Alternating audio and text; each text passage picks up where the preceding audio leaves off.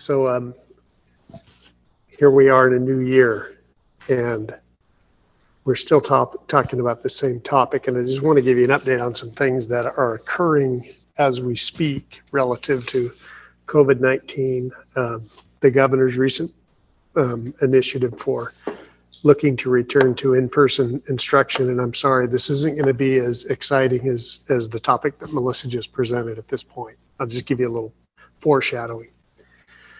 So I want to do a couple of things just quickly.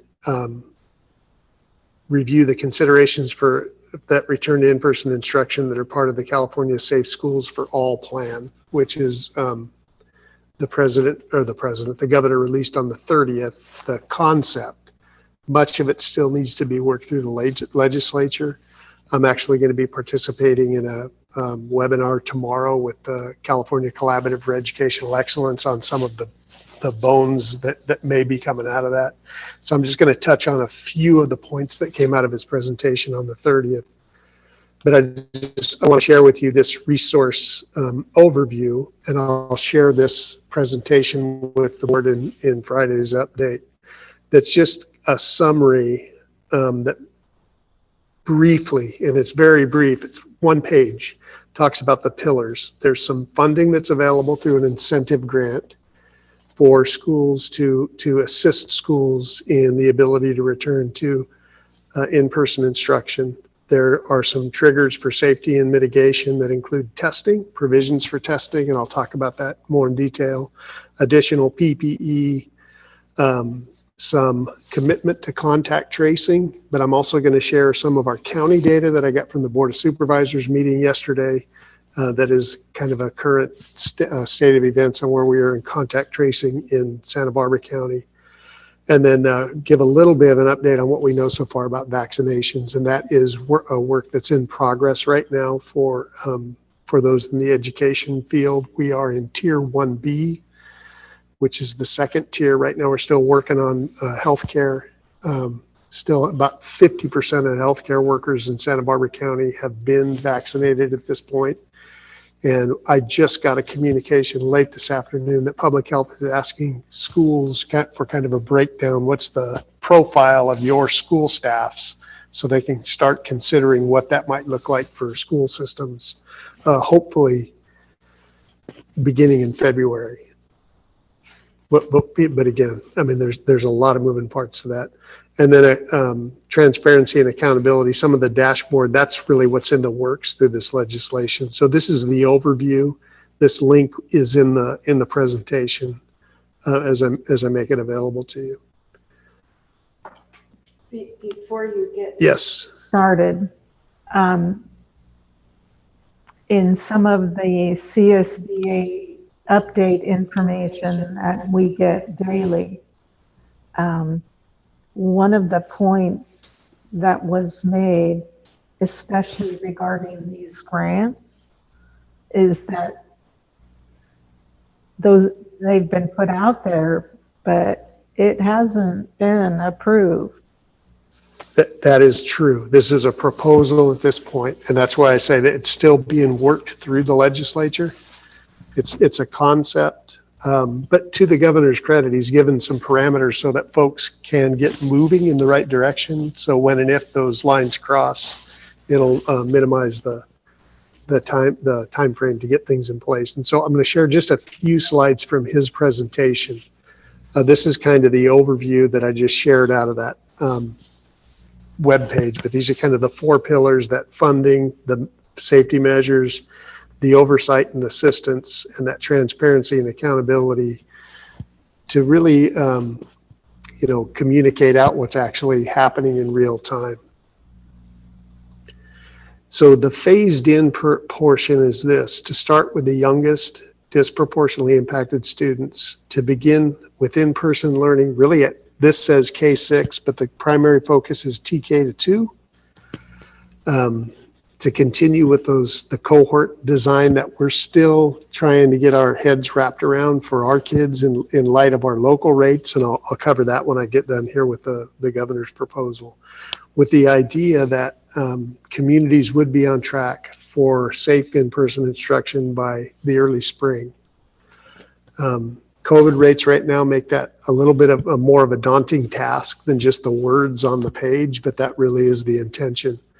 And then also to ensure that distance learning will remain an option for parents and students for whom the return to school is not something that they would consider, regardless of the ability to reopen for in-person learning or not. The new state measures, in brief, are these: that schools may reopen if they submit a COVID-19 safety plan to both local and state officials. And again, Linda, to your point, the criteria is still in the works as we speak. The local health department will be involved.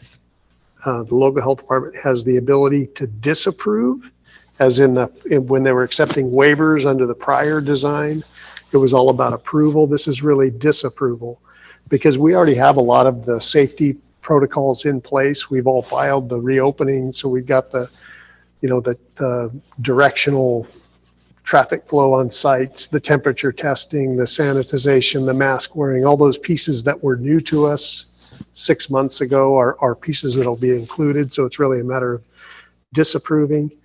And then once opened, local and state officials will monitor, support, and enforce guidance, which is an interesting term, to enforce guidance.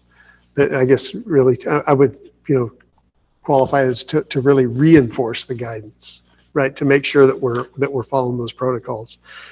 One of the new things is that a county must have a 7-day average case rate of less than 28 cases per 100,000 people per day to implement the plan. Okay, and right now, I think there are 3 counties in the state that meet that criteria, and I'll share that data in a few slides. This is one of the conditions around testing. So the state will support implementation of testing of all school staff and students on a tiered approach still. So starting to the far right, because that's where Santa Barbara County falls, we're greater than 14 per 100,000 case rate, although we're not less than 28 at the moment. So that the option is not available to us, but these conditions would be if we were able to get below 28 cases. Schools would be required to administer to all staff symptomatic and response testing across all levels, which means that if someone is exhibiting symptoms, you've got to be able to test, or in response to contact tracing, to test those that would fall within the requirements of contact tracing. But in addition, schools would be required to offer weekly asymptomatic testing to all students and staff. Now, right now, we're doing the surveillance testing, which is once every 2 months. And credit to Matt Beecher, who's on this screen. He has really knuckled down to get this up and running. And it's been a task for Quest Labs that we're working with, who is a service provider with a lot of bandwidth, just for our about 2,000 members just of our staff. And so when you talk about weekly asymptomatic, every student, every staff member being tested, I'm a little perplexed as to how we're going to be able to do that. Part of this proposal is the state has procured a testing facility that has the capacity to process 150,000 tests a day. So I'm not the sharpest pencil in the box, but I know that we have 6 million students in California, thereabouts, and I think 6 million divided by 5 is greater than 150,000. So there's still some capacity that needs to be built in order to be able to support testing on a weekly basis, let alone every 2 weeks, which is where the purple and red fall. So that's going to be a big challenge if we're able to hit those rates. And so that's just kind of the salient points. And again, there's much more to come out of this plan that has not been officially approved yet, but the concept that's out there.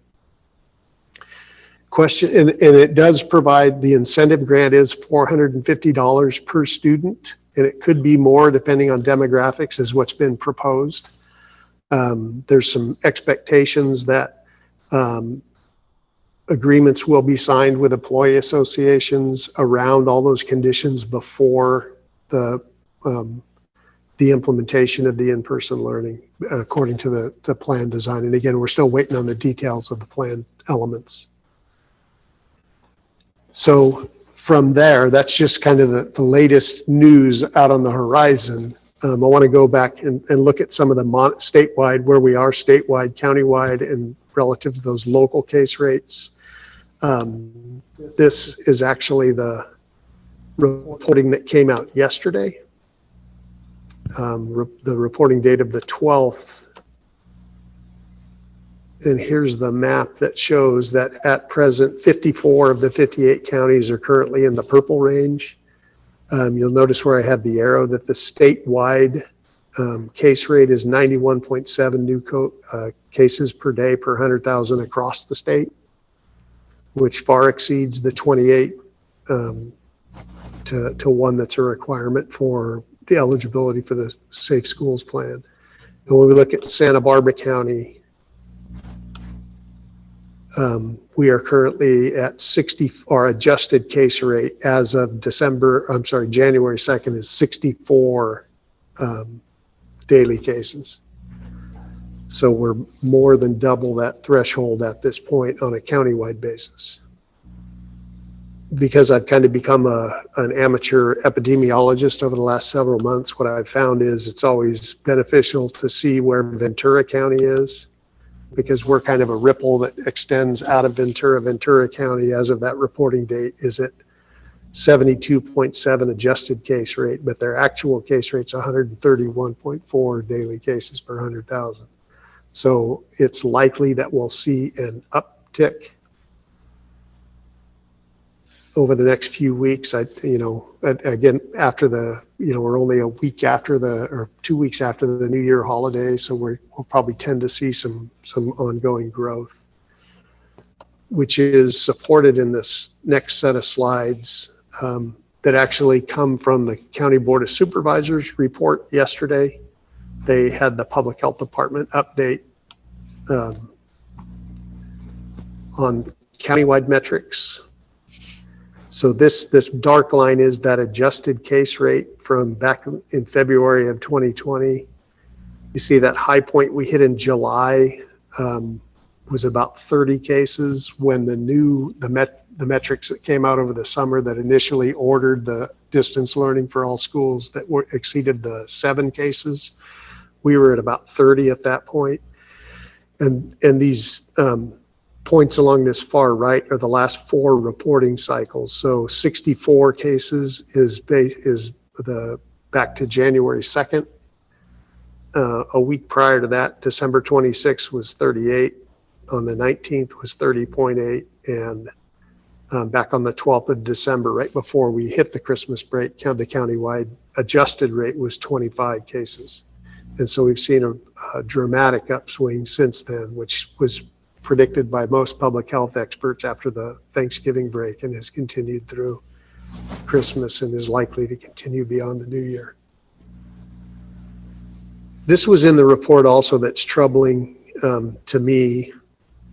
This is a breakdown, the percentage of COVID cases by occupation for the last week of December.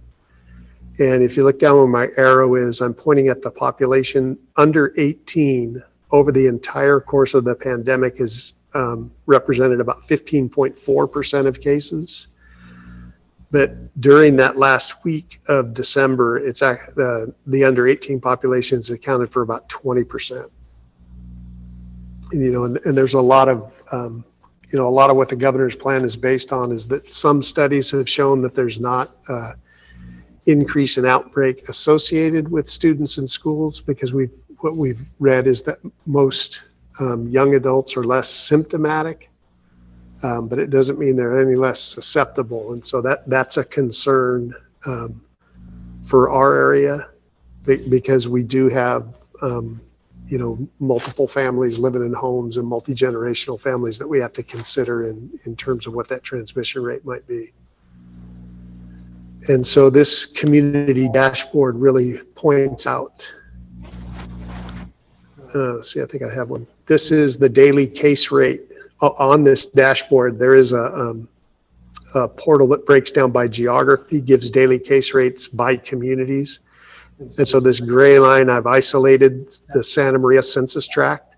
And so this, if you follow the arrow back in July at our high point, we were at 64 cases, average new daily cases over 7 days per 100,000 population. And we almost got in that late October period. You remember when back in October I made this presentation to the board, we actually were under 7, and we were hopeful that if the rates were to continue to decline, we might, see some daylight on the horizon. But what happened right after Halloween was we saw those rates really start to escalate through the Thanksgiving holiday, through Christmas, and the reporting date as of the 9th, which is they report a 4-day lag, is currently 128 daily cases over that 7-day average per 100,000 just for the city of Santa Maria. So we're really seeing a huge upstream. That's equivalent to what Ventura County is at this point on their actual case rate.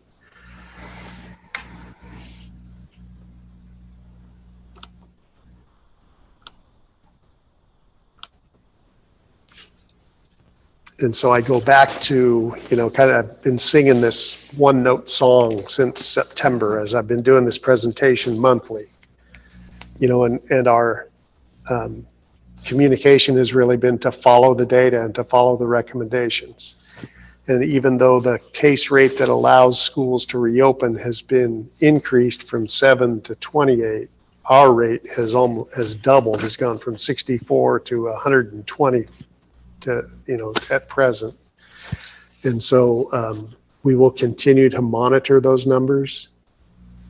We're continuing and continuing to work on that, what we might look like in terms of bringing smaller groups back, because I remember when I brought it back in November, we were talking about cohorts, and I didn't put a timeline on any of that work because we really wanted to follow the science. And as this rate continues to go up, we're holding off on those timelines because, again, our primary focus is how do we assure community, as community health is our priority. And so we will continue following that. We'll continue trying to sharpen our saw around distance learning. I mean, again, I want to commend all of our schools and staffs and our families and kids for really hanging in there and doing the best they can under these circumstances. But the circumstances, don't look like they're going to get much better soon. So questions, considerations, solutions? My comment regarding the plan for safe school reentry in regard to testing is there is no answer, but I simply do not understand why a requirement such as that would be included when there is no proven capacity to accomplish that. I mean, Matt has indicated, we're having some issues with the surveillance testing that's on rotation, and based on our conversation, we're one of very few districts in the county that has even started doing surveillance testing. Is that because other districts cannot find providers? So putting money out there and saying, here, apply for this grant, but oh, by the way, this one little requirement here, we'll just keep that money till you can do that. That to me is like taunting. But and even beyond that, the money doesn't resolve the issues that are in front of us, right? No. The public health conditions that we're faced, because we're all here wearing masks. You know, my comment to the individual from public health in the meeting we had, the county superintendents, was, they said, you know, we haven't seen transmission in schools. And I said, that's because most kids haven't been in school. I mean, sadly. Well, right. Where they've done they've done studies elsewhere where they've studied other indicators too, right? And not with the ideal that there was going to be any inference that kids should be back in school. But you know, one of the other indicators they looked at was hospitalizations and in areas where there were kids in school, rather than looking at positivity rates to see how it affected the community at large. I mean, that needle didn't really move much. But we've got such capacity right now at Marion that we can't afford to even, and with our positivity rate where it is, we can't afford to even push that the smallest bit, right? We're not in a position to responsibly think about that stuff and have the impacts on our community that they might, or the negative aspect. You know, it's just too much burden, and you know that's also affecting the communities to the north, because we've got so many people who work who work here and live in San Luis County. You know, that I think with vaccines, maybe, you know, that some of the conversation will start to change a little bit.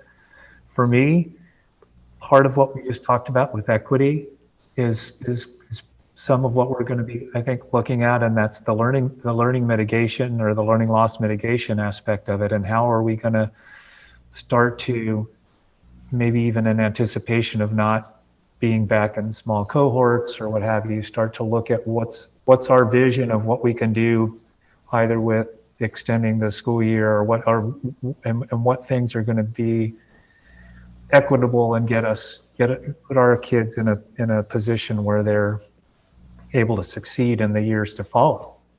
I mean, for me, that's a big part of it. But yeah, it doesn't look 100 when they raise the standard fourfold, and you're still nowhere close to it. Things are looking a little grimmer than they were before. Yeah, Linda and I were at the County School Boards Association meeting last week, and I said I feel like the more I know, the less I understand. And that is just so apparent. I don't even feel like we're learn by doing. It's like we take a step and see how far we sink, and then try to pull ourselves out and inch a little bit further forward. I honestly don't know that there's ever been a period of time where education has faced such extraordinary challenges. But one thing we have learned is that we're not ready to forego face-to-face instruction. We have not found that to be the panacea. Mm-hmm. Well, and I think what we have found out of necessity, though, to try and look maybe the cup a little bit full, is that there are ways that we're getting through to kids that we weren't able to get through to before. And so trying to make good out of some of this difficulty, I think moving forward, that we'll be able to kind of integrate some of those practices and identify some of those kids, and really figure out how we can establish a best atmosphere and setting for them to continue to excel in and feel included in and partake in education. So and that we may be able to capitalize on what you were talking about before, John, and creating some alternative options. We've only thought of really, more of the same. Exactly. Right. So we have expanded our bandwidth. Yeah. And I think, we've talked about it in the junior highs a lot. And I think that's I think, and what Melissa's talking with the counselors and working from the high schools down with our junior high counselors and start with our 7th graders, we can really start to expand some of that that kind of continuity too. So I mean, it's all really confusing, and it can be from a social emotional standpoint really difficult for our kids and our teachers to not see one another. But I think too, our responsibility is to continue to support, not that we haven't, but to continue to support them and what they need and what their feedback is, as we continue to check in with them and see how it's going for them. Yeah. And again, I want to, Mr. Lar, Mr. Valencia, if you have any questions, comments.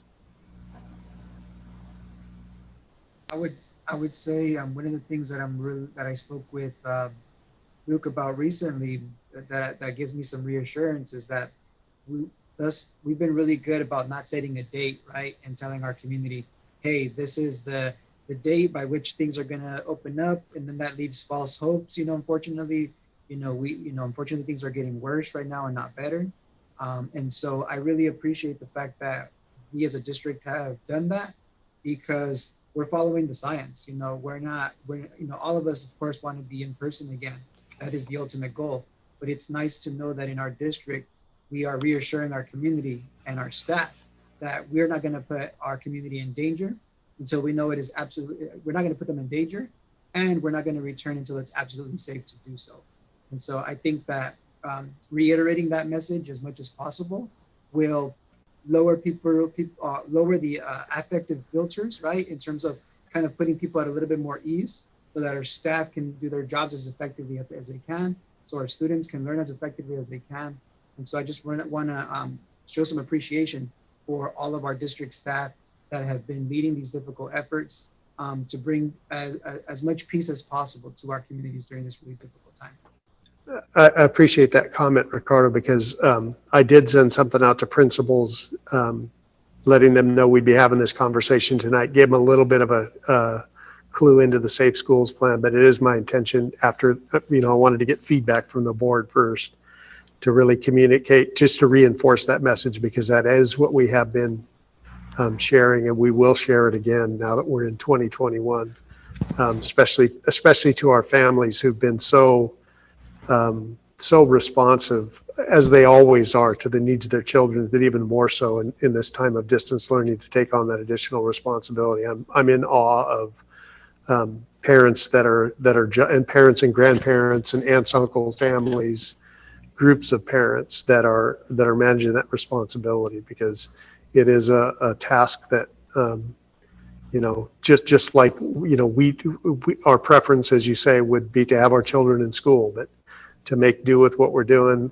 as long as we continue to support each other, we're always stronger together. I absolutely agree. Any other comments? With that, I will acknowledge receipt of the COVID-19 status update and consideration for return to in-person instruction.